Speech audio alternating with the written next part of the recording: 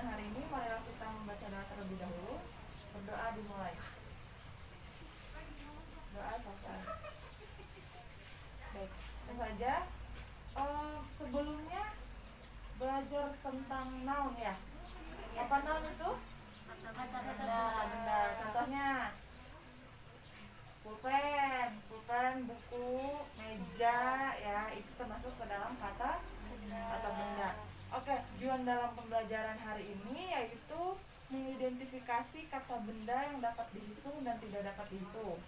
Kemudian menggunakan kata benda yang dapat dihitung dan tidak dapat dihitung, membedakan kata benda yang bisa dihitung dan tidak bisa dihitung, dan menggunakan penanda kata benda yang bisa dihitung dan tidak bisa dihitung secara tepat dan kontekstual.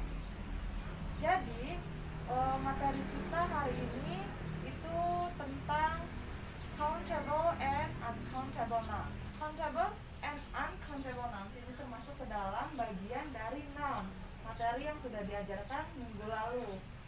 I have a question for you. What is noun? Apa itu noun?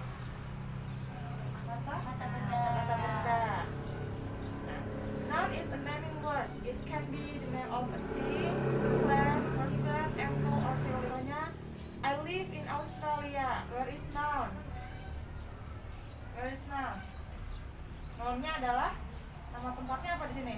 Australia. Berarti Australia termasuk ke dalam kata benda noun ya, ke dalam noun. Dan lanjut ke materi hari ini, itu kita akan belajar mengenai countable and uncountable nouns. Nah, langsung aja untuk yang pertama tentang countable noun. Di sini Miss megang benda. Ini benda apa? Pulpen. Ada berapa jumlahnya? 3. Ada? Coba kita hitung bareng-bareng ya. 1, 2, 3. Jadi ada 3 pens ya. Nah, pulpen yang Miss pegang ini termasuk ke dalam benda yang bisa dihitung apa enggak?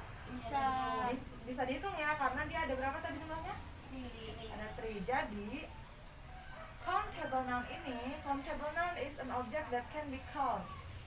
Kata adalah objek yang bisa dihitung berapa jumlahnya. Di sini contohnya itu 1 book, 2 books. Nih, contohnya buku. Buku juga termasuk ke dalam benda yang bisa dihitung. So, countable noun can be singular or plural. Di sini countable noun itu bisa jadi singular, bisa jadi plural. Singular itu benda yang jumlahnya 1, itu singular. Kalau plural itu kata benda yang jumlahnya lebih dari 1. Berarti 2, 3, 4, 5 berarti termasuk ke dalam plural. Kalau singular itu single itu 1. Ya, paham? Nah, di sini you can prefix a or an or one on a singular noun. Jadi kalau emang kata bendanya itu cuma 1, kita itu bisa nambahin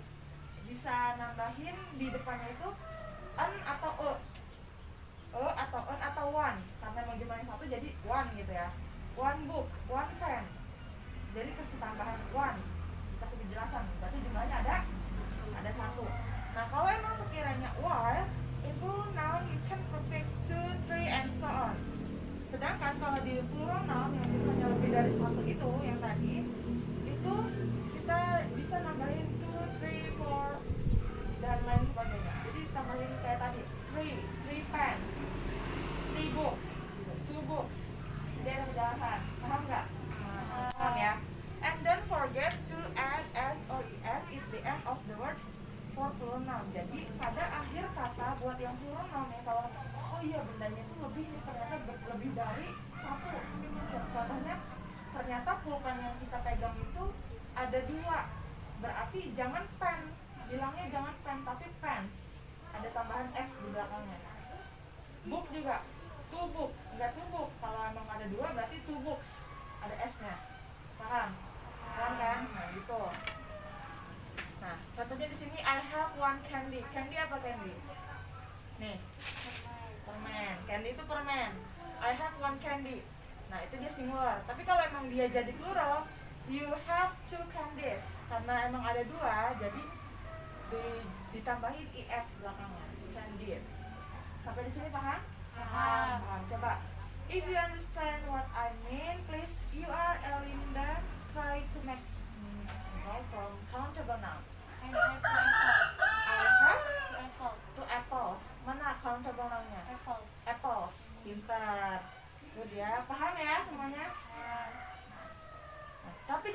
ada exception nih, ada terkecuali di countable noun ini.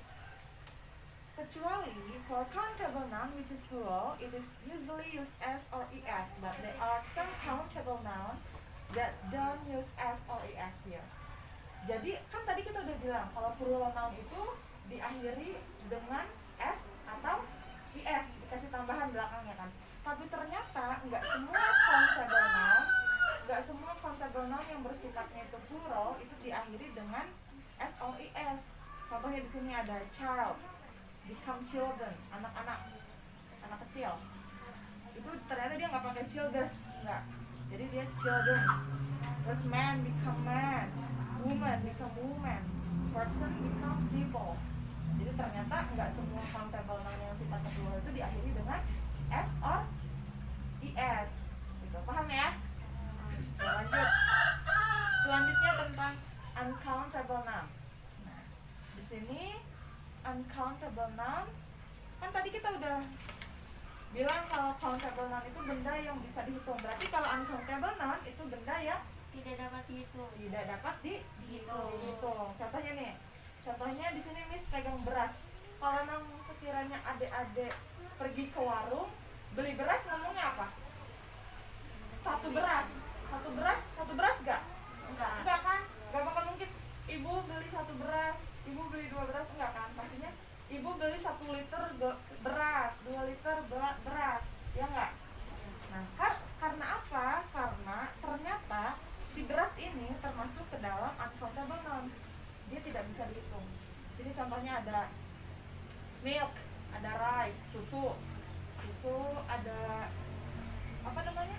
Ada nasi atau beras, kemudian ada gula termasuk ke dalam benda yang tidak bisa dihitung. Terus udara itu nggak bisa dihitung, ya nggak? Ada yang bisa ngitung udara nggak di sini? Nggak ada kan? Nggak bisa, karena nggak bisa dihitung. Nah di sini the object in the uncountable nouns have only one form. There is no singular and or plural. Jadi di uncountable nouns ini kan tadi kalau countable noun itu ada singular, ada plural, ada yang satu, jumlahnya satu, ada yang jumlahnya banyak. Tapi kalau di uncountable nouns nggak ada, dia cuma fokus ke dalam satu form. Dia nggak punya apa namanya, nggak punya singular, nggak punya plural. Paham ya? Oke. Nah, terus bagaimana kalau mau sekiranya dari uncountable nouns jadi countable nouns, bisa nggak? Kira-kira bisa nggak? Bisa. Betul, benar sekali. Yes, jawabannya kalau uncountable nouns can be used as countable nouns. Tapi harus diingat, must enter quantifiers before the noun. Kita harus memasukkan quantifiers sebelum kata benda tersebut. Apa itu quantifiers? Jadi quantifiers adalah sebuah kata yang mendahului kata benda untuk berfungsi untuk menerangkan berapa banyak jumlah benda tersebut. Gitu. Contohnya gini, a bottle of milk, 1 botol susu, a bowl of rice, 1 mangkuk nasi. Nah, ini nih yang di depan ini nih, a bottle of, a bowl of, itu dia menunjukkan berapa banyak jumlah si uncountable noun ini. Kalau kalimatnya udah jadi kayak gini, dia masuknya ke dalam countable noun karena dia bisa dihitung. Gitu. Coba contoh uncountable noun, coba apa contohnya? Salt artinya garam ya. Nah, kata garam itu bisa jadi countable noun kalau kita bilangnya 1 sendok garam. Gitu. Paham nggak? Jadi dia jadi bisa dihitung dong. Berarti 1 sendok, 2 sendok garam gitu. Gitu ya. Paham kan sampai sini? Paham. Di sini Miss punya tugas untuk adik-adik. Ini kerjakan di rumah aja. Nanti dikumpulinnya besok lewat WhatsApp grup, kita langsung dikumpulkan aja tugas ini ya. Jadi Miss minta tell me about object around you that describe countable and uncountable nouns. Jadi Miss minta adik-adik buat bikin untuk menjelaskan benda-benda di sekitar adik-adik yang sifatnya itu countable dan uncountable gitu. Contohnya buku, saya punya buku gini. Berarti buku dan kontemporer-nya. Jadi Kak adik suruh ngejelasin aja gitu tentang buku itu. Paham ya? Paham kan? Paham. Nah, di sini terakhir ada conclusion. Nah, di sini you are please summarize our material today. Benda yang bisa dihitung, Countable noun bisa benda yang bisa dihitung, uncountable noun kata benda yang tidak bisa tidak dihitung. bisa dihitung. Di sini paham? Paham. Paham. Nah, semoga adik-adik bisa memahami dengan baik materi kita pada hari ini. Mungkin materi kita hari ini cukup sampai di sini. Sebelum kita mengakhiri materi hari ini, mari kita berdoa dimulai.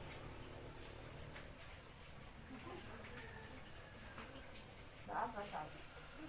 Makasih banyak atas waktunya. See you next time. And assalamualaikum warahmatullahi wabarakatuh. Waalaikumsalam warahmatullahi wabarakatuh.